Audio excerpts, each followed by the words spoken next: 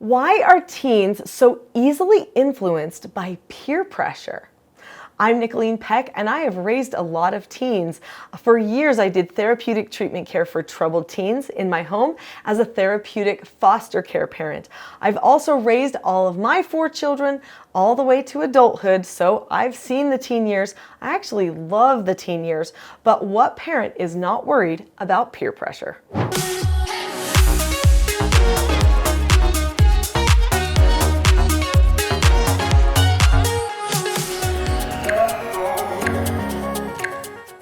In this video, we're going to talk about why peer pressure is such a thing for teens. In fact, we all know peer pressure isn't just for teens, right? Everybody responds to peer pressure, but teens especially respond to peer pressure. Why is that a thing? Is it good or is it bad? And what can we keep in mind as parents of teens who might be getting sucked into some negative peer pressure? So let's talk about teens and how they're wired. I talk a lot about development of children, and in the teen years, we have a very special time. This is a time where they are starting to test more things, to be a little bit more brave. They're stepping out of their comfort zones a little bit more. They're working on adult skills. There's this feeling inside the teen that's like, I need to grow up. I feel like I'm seeing things more clearly because their prefrontal cortexes are developing. In fact, during the puberty years, the brain grows a ton, actually. So that's an important thing to recognize, that their brains, because of the hormonal development, are growing. They're starting to problem solve a little bit better. They're also, though, sometimes becoming a little bit more emotional because of the increase of hormone, those types of things. So these are all developmental things that are occurring, but they're starting to feel more grown up because their emotions are bigger and more acute. Their thoughts are deeper. They're starting to put pieces together that they've never put together before. They're starting to see people in a new light. They're experiencing a little bit more discernment, perhaps. Sometimes it seems like they're not because they make some pretty dumb choices during that time, but they do recognize those choices are dumb, actually, sometimes without even bringing it to their attention. And sometimes if you do bring it too much to their attention, then they push you off because they want a little bit more autonomy. Now, because of this, they start to trend toward peers. They start wanting to see, am I doing it right? What's everybody else around me doing? Am I going through this okay? Are they having the same experience that I'm having? They want to see that they're on mark with their peers because it feels so weird to them to be experiencing all these new things. And so what more logical thing for them to do than to turn to somebody who is like their exact same age and see if they are the same. Now, one of the problems with this is you might have one person who really is excelling in one way, maybe socially they're way ahead of everybody else, and then these other children could pull that person down because they might not appreciate where that person's at socially. They might say, well, that one's weird. That one over there is doing something a little different than everybody else. So that's a negative side of peer pressure. Oftentimes, peer pressure is this thing where they want sameness and they pull everybody back into the bucket, just like the crabs in a bucket. They never let anybody out because they're always pulling them back down into the bucket. This can be a very negative side of peer pressure. So we've got to talk about the positive side of peer pressure. I also want to talk about what to do if your child is involved in some negative peer pressure. But before we do that, do you see that comment section? What are you noticing is impacting your child when it relates to peer pressure? Leave me a comment. I would love to hear. And if I can give you any helps or tips when I get a chance, I will. Before we talk about the positive impacts of peer pressure and what positive peer pressure can do for our children and actually how good it is, we do need to talk a little bit about the whole concept of being socially accepted first, okay? So they are trying to go for social acceptance. Part of it is as a gauge to see if they're doing okay, but part of it is this like inside feeling of like, I'm gonna need people when I get older, and I wanna have attachment and connection to people who are doing the same thing that I'm doing as I grow up older. But then there's something else too. They may not recognize it, but they want to be more accepted by their parents. They do. Especially their fathers. So children usually come to their mothers for wisdom and their fathers for acceptance. And this is all the way along throughout life. Well, they want to be accepted by their fathers. They want their fathers to say, you're doing it. You're becoming a great adult. You're growing up. You're taking responsibility. And they know that when dad gives them extra attention for the things that they're doing, when he takes time to coach them through things that relate to going into adulthood.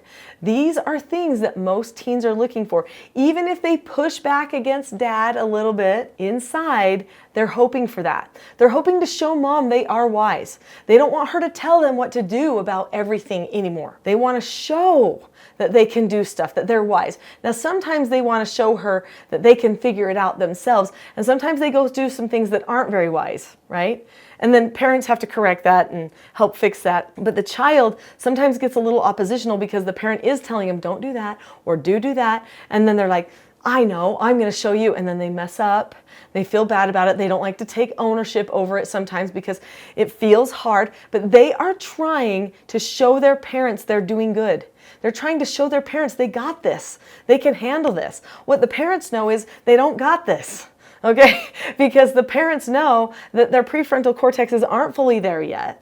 Their parents know that they have this inflated confidence because of this phase of life they're in, and they don't necessarily have all the know-how or all the problem solving yet. So then we hit this time where the parents have to learn how to reach the children. And I think parents specifically are trying to reach their teen-aged children when they notice that the teen is experiencing some negative effects of peer pressure. So first, let's identify the peers, okay? Peers are same age, but they're also the media. They can be any age on the media, and the teen will identify with that person as a peer, unless the person has gray hair, in which case they're a little suspect. Okay? So they actually, I know this is wrong, they shouldn't think of that. They should actually think of all the people around them as having value. That can be nurtured in your home environment, especially as you help your child develop good bonds and attachments with grandparents, uncles, aunts, great uncles, great aunts, neighbors, those types of people. And you allow those people to have a positive influence on the life of the child. Then the child may not turn completely against old people, okay? Old people should be seen as wise. In fact, oftentimes old people can reach the younger people in a really good way as long as the young people are open to it. Okay, so you want to nurture that. Let's talk about the media though, because the media can be any age, but usually anyone in like their 20s, okay, early 30s that looks like 20s, the teens, those are going to be the people that your teens are going to be listening to, and they will assume that they're part of their peer group, or at least where they're headed, and they can negatively impact our teens. And we see that, don't we? So what do we do then about this if our child is being negatively impacted by peer pressure, whether it's digital peer pressure or whether it's in-person peer pressure from friends? Well, the number one most important thing that you've got to do is keep working on the relationship bond that you have with your child. You can tell them, don't do that, don't talk to the person, don't. But that's all negative stuff. You've got to be proactive. You've got to work on your relationship with the child, which means you might need to have a conversation about who you are to each other, where you're going, and what you want it to be like. I call that having a vision for your relationship. And there's a great book I've written that helps you know exactly the type of conversation to have. The book I recommend you reading is this one, Roles: The Secret to Family, Business, and Social Success. It's a story of a family, and they have a lot of teens, okay? And some of the connection with those teens isn't very great. In fact, they're not necessarily taking responsibility for themselves. And you see them have certain conversations with their teens to help them get on board with what their roles really are at home. Who are they to each other? It's not about who took out the trash or whose dish night it is. That's not what the parenting relationship is about. It's deeper than that, and you need to help them understand who they are, who you are, so that you can fix that relationship. Then the other thing is be predictable. So I have another book too called Parenting a House United. In that book, there are skills for success. Teach your children the skills that they need and how you're going to communicate with them when you do corrections. Then they don't have to take stuff personally. They can be ready for it. It's predictable. You can even unify and connect and improve your relationship during a correction. Wouldn't that be nice? It's totally possible. Absolutely loved their upbringing. They loved that they were talked to, understood, that problems were solved, and that they learned how to solve their problems. They loved the relationships that they have with each other and with their parents. All of this was accomplished by having the family as a peer group too. If you can establish the family as a peer group, then the hearts get turned toward family first.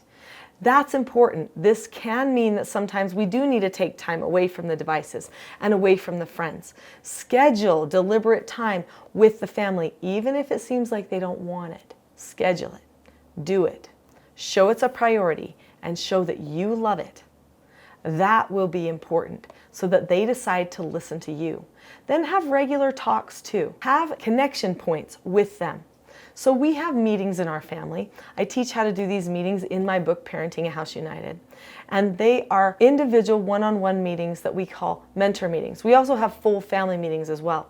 These are great times for them to recognize you're there for them. And they can discuss anything with you, and there's no negative consequences, just good, open talk. We've got to open the door of communication if we are going to counter the negative peer pressure that is happening. We've got to be there for our children, be calm for our children, be ready to respond to them in good, effective ways. Calmness can sometimes be a problem for people. Since you have stayed to the end of this program, I have a gift for you that I hope will help you with your calmness. So I have a Calm Parenting Toolkit, and I want to give it to you for free. It's a 10-lesson toolkit, a little mini course just about self-governing yourself with calmness. If you go to the description below this video, you will see that there is a link. It's like the top link. It says teachselfgov.com/toolkit. If you click on that link right now, then that will take you to the Calm Parenting Toolkit, and you can have it for free. So click on the link now. Get the calmness that you need, build the relationships that you desire so that you can help your child through all of that peer pressure stuff, which can be really hard to navigate.